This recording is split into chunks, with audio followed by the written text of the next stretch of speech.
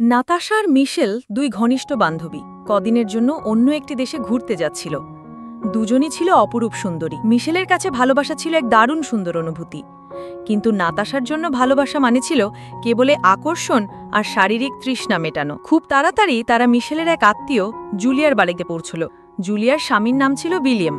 তারা দুজনই তাদের বাড়িতেই দুই বান্ধবীকে সাদরে গ্রহণ করল। নাতাশা ও মিশেলকে শহর ঘুরিয়ে দেখানোর দায়িত্ব ছিল জুলিয়া আর উইলিয়ামের। জুলিয়ার জিজ্ঞাসা করার পর মিশেল জানায় যে তার শীঘ্রই বিয়ে হতে চলেছে এবং তার হবু বরের নাম নরমান, কিন্তু নাতাশার কোনো প্রেমিক ছিল না।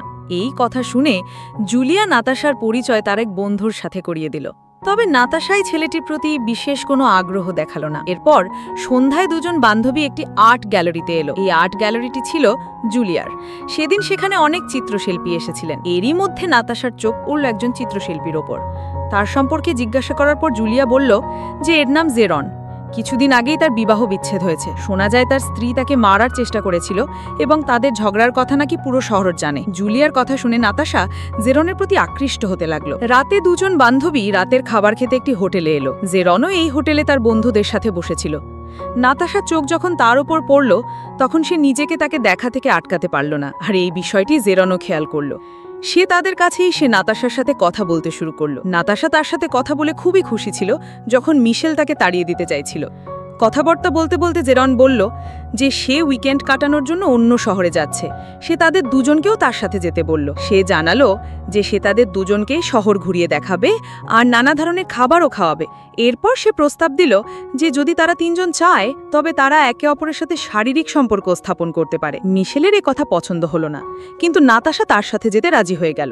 মিশেল নাতাশাকে যেতে আটকাতে অনেক চেষ্টা করল, কিন্তু সে মানল না। অবশেষে ক্লান্ত হয়ে মিশেলও তাদের সাথে চলল। খুব দ্রুতই তারা তিনজন অন্য শহরে পৌঁছল। প্রথমে তারা হোটেলে কক্ষ বুক করল আর তারপর শহর ঘুরতে লাগলো। জেরন দুই বান্ধবীকে অনেক জায়গায় নিয়ে গেল, আর নাতাশা সব জায়গায় ছবি তুলছিল, কারণ তার ছবি তোলার খুব শখ ছিল। ঘোরাঘুরির পর তিনজনই হোটেলে ফিরে এলো। জেরন সরাসরি জিজ্ঞাসা করল, তোমাদের দুজনের মধ্যে কে আমার সাথে ঘুমোতে চাও? মিশেলের জীবনে নরমান ছিল, তাই সে প্রত্যাখ্যান করল, কিন্তু নাতাশা তার সাথে যেতে রাজি হয়ে গেল। দুজনেই দ্রুত জেরনের ঘরে এলো আর একে অপরের সম্পর্কে কথা বলতে লাগলো। কথা বলার পর যেই তারা কাছাকাছি আসতে লাগলো অমনি নাতাশার শরীর খারাপ হয়ে গেল। জেরন ডাক্তার এবং মিশেল দুজনকেই ডাকলো। আসলে নাতাশার একটি রোগ ছিল আর মদ পান করার কারণে তার শরীর খারাপ হয়ে গিয়েছিল। নাতাশা দুদিনের জন্য বিছানায় বিশ্রামে ছিল। এই কারণে মিশেল একাই জেরনের সাথে ঘোরার সিদ্ধান্ত নিল। শহর ঘোরানোর পাশাপাশি জেরন তাকে তার বাবার সাথেও পরিচয় করিয়ে দিল। জেরনের মতো তার বাবাও ভালোবাসার কথাই বলছিলেন, আর এই বিষয়টি মিশেলের বেশ ভালো লাগলো। রাতে যখন তারা দুজন খাবার খাচ্ছিল তখন মিশেলের হবু বর নরমানের ফোন এলো।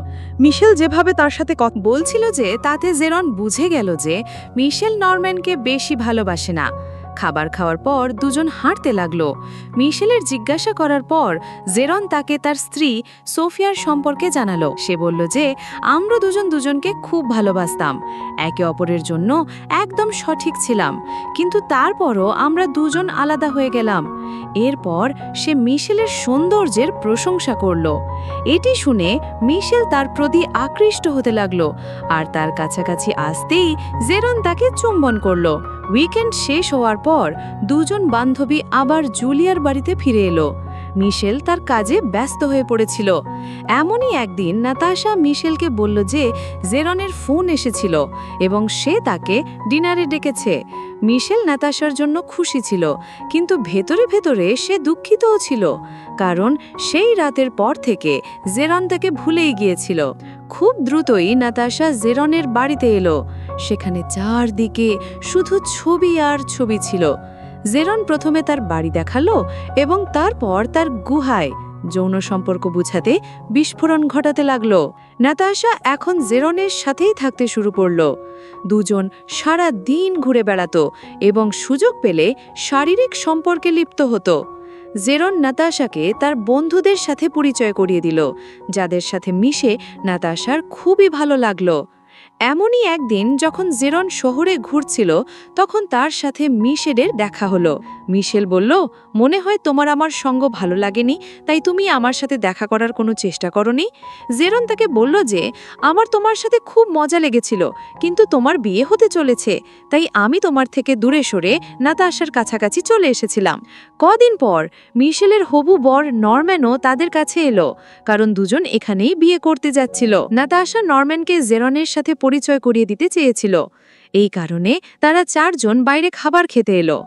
এর মধ্যে জেরন টেবিলের নিচ থেকে নিজের পা দিয়ে নাতাশাকে ম্যাসাজ করতে লাগলো, কিন্তু সে ভুল করে মিশেলকে ছুঁয়ে ফেলল।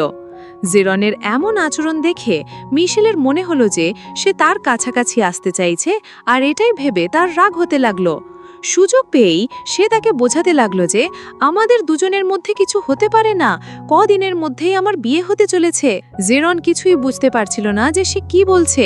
মিশেল যখন তাকে টেবিলের নিচের কথাটি বলল, তখন জেরন ক্ষমা চেয়ে বলল যে আমি তো নাতাশার সাথে মজা করতে চেয়েছিলাম। দেখতে দেখতে নরম্যান আর মিশেলের বিয়ে হয়ে গেল। বিয়েতে জেরন আসতে পারেনি, তবে সে তাদের জন্য উপহার অবশ্যই পাঠিয়েছিল। এক রাতে যখন নাতাশা আর জেরন আরামে ঘুমাচ্ছিল, তখন জেরনের একটি ফোন এলো। তাকে জানানো হলো যে তার স্ত্রী সোফিয়া আত্মহত্যার চেষ্টা করেছে। জেরন দ্রুত হাসপাতালে গেল এবং সোফিয়াকে নিজের বাড়িতে নিয়ে এলো।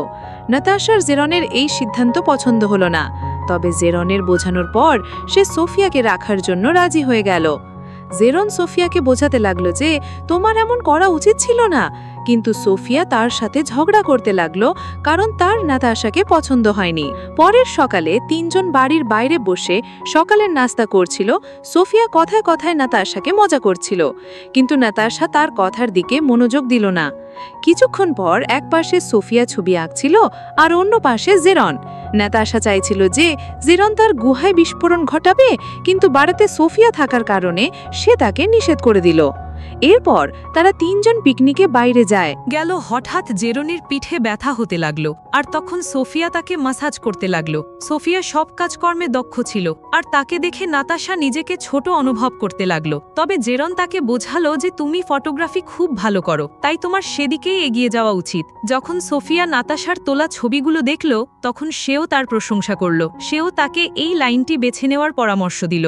ধীরে ধীরে দুজন বান্ধবী একে অপরের কাছাকাছি আসতে লাগলো। সোফিয়া নাতাশা আরও ভালো ছবি তুলতে সাহায্য করতে লাগলো। প্রথমে নাতাশা জেরনের সাথে ঘুরত, কিন্তু এখন সে পুরো দিন সোফিয়ার সাথেই কাটাতে লাগলো। দুজন বান্ধবী একে অপরের কাছাকাছি আসার পাশাপাশি একে অপরকে বুঝতেও লাগলো। নাতাশার কারণে সোফিয়া আর জেরন আবার কাছাকাছি আসতে লাগলো, আর নাতাশার এতে কোনো আপত্তি ছিল না। রাতে যখন নাতাশা তার ছবিগুলো দেখছিল, তখন সোফিয়া তার কাছে এলো। দেখতে দেখতে দুজন এতটাই কাছাকাছি এলো যে তারা দুজন একে অপরের সাথে শারীরিক সম্পর্কে লিপ্ত হলো। নাতাশা এই বিষয় মিশেল এবং নরম্যানকেও বলল। সে বলল যে জেরনের স্ত্রী সোফিয়াও আমাদের সাথে থাকতে শুরু করেছে এবং আমরা 3 জন একে অপরকে খুব ভালোবাসি। সে তাদের বলল যে সোফিয়ার সাথে আমার যতটা মজা আসে, ততটা মজা আমার আর কারো সাথে আসেনি। নাতাশার কথা শুনে দুজন খুবই অবাক হলো, কিন্তু তাকে খুশি দেখে তারা দুজন চুপ থাকলো। নাতাশা জেরন আর সোফিয়ার সাথে খুব আনন্দ করছিল। 3 জন সবকিছু ভুলে একে অপরের মধ্যে হারিয়ে গিয়েছিল। আর এমনই একদিন নাতাশা জেরনকে বলল যে এখন আমি এই সম্পর্কে আর থাকতে চাই না, কারণ আমি আমার ক্যারিয়ারের দিকে মনোযোগ দিতে চাই। তার কথা শুনে সোফিয়া রাগ করতে লাগলো, কিন্তু জেরনের বোঝানোর পর সে শান্ত হয়ে গেল। নাতাশার চলে যাওয়ার পর জেরন আর সোফিয়ার মধ্যে আগের মতো ঝগড়া হতে লাগলো, আর নাতাশার মতো সোফিয়াও তাকে ছেড়ে চলে গেল। কদিন পর জুলিয়ার বাড়িতে একটি পার্টি ছিল, যেখানে জেরনও এসেছিল। মিশেল যখন তার সাথে কথা বলল, তখন সে তাকে বলল যে নাতাশার পর সোফিয়াও তাকে ছেড়ে চলে গেছে। জেরনের মিশেলের সাথে কাটানো মুহূর্তগুলো আজও মনে ছিল। সে শুধু একবার তার সাথে আবার মজা করতে চেয়েছিল, তবে মিশেল নরম্যানকে প্রতারিত করতে চাইছিল না। জেরন মিশেলকে রাজি করানোর চেষ্টা চালিয়ে যেতে লাগলো, আর একদিন সে রাজি হয়ে গেল। মিশেল যখন তার বাড়িতে এলো, তখন জেরন তাকে উষ্ণতা দিতে লাগলো। দুজন শুরু হতে যাচ্ছিল, তখনই সোফিয়া বন্দুক নিয়ে সেখানে এসে হাজির হলো। জেরনকে মিশেলের সাথে দেখে সে গুলি চালাতে লাগলো, আর জেরন তাকে আটকাতে লাগলো। জেরন তার কাছ থেকে বন্দুক ছিনিয়ে নেওয়ার চেষ্টা করছিল, আর এই চেষ্টার মধ্যেই মিশেলের হাতে গুলি লেগে গেল। আহত মিশেল রাগে জেরনকে খারাপ কথা বলতে লাগলো। সে বলল, শালা তোরা দুজনেই পাগল, আর শালা তোর মতো তোর বউও পুরো পাগল। ভালো হয়েছে আমার বন্ধু সময় থাকতে তোকে ছেড়ে দিয়েছে, নয়তো এই পাগল আউরত তারও এই হাল করত। এতটুকু বলে সে নিজের বাড়িতে ফিরে এলো। নরম্যানের জিজ্ঞাসা করার পর সে তাকে কোনো একটা অজুহাত দিল। নরম্যানকে নিজের চিন্তা করতে দেখে মিশেল বুঝে গেল যে সেই তাকে সত্যিকারের ভালোবাসে। এরপর সে নাতাশাকে পুরো কথাটি বলল। গল্পের শেষে শেষে মিশেল আর নরম্যান নাতাশাকে সাথে নিয়ে আবার নিজেদের দেশে ফিরে গেল। আর এরই সাথে এই গল্পের এখানেই সমাপ্তি হয়ে যায়। আমাদের ভিডিও দেখার জন্য অনেক অনেক ধন্যবাদ।